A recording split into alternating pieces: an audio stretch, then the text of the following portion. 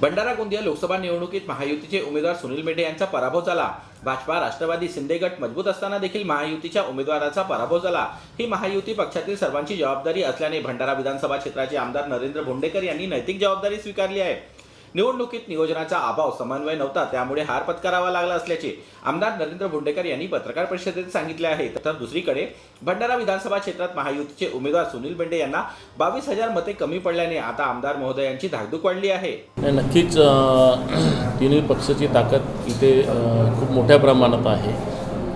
तरी महायुतीचा उमेदवार पडणं ही आमची सामूहिक जबाबदारी आहे आणि म्हणून मी सुरुवातीलाच म्हटलं की ही जबाबदारी आम्ही स्वीकारतो की शेवटी हार झाला, परंतु ह्या सगळ्यामध्ये जे काही नियोजनाचा अभाव, समन्वय, नियोजन आणि स्थानिक जसं पदावर असल्यानंतर ते निगेटिव्ह असते काही, तर ते ह्या सगळ्या गोष्टीचा कारणीभूत ठरला।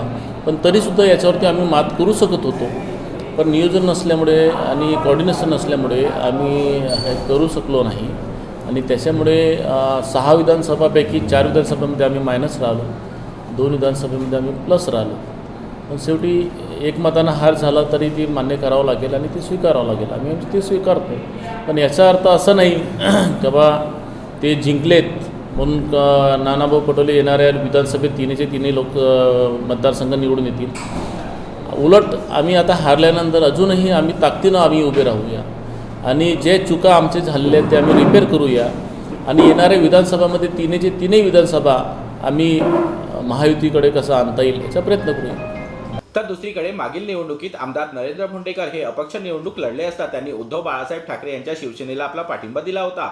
तर काही दिवसात एकनाथ शिंदे गटाने उद्धव ठाकरे यांची शिवसेना सोडत स्वतःची शिवसेना उभी केली असता आमदार नरेंद्र भोंडेकर यांनी शिंदे गटाला समर्थन दिले होते। त्यामुळे लोकसभा निवडणुकीत महायुतीच्या उमेदवाराला भंडारा विधानसभेत 22,000 मते कमी मिळाल्याने महायुती गठबंधन आमदार भोंडेकर यांना पुन्हा निवडणूक लढण्याची संधी देते की नवा उमेदवार शोधते, याकडे आता सर्वांचे लक्ष लागले आहे।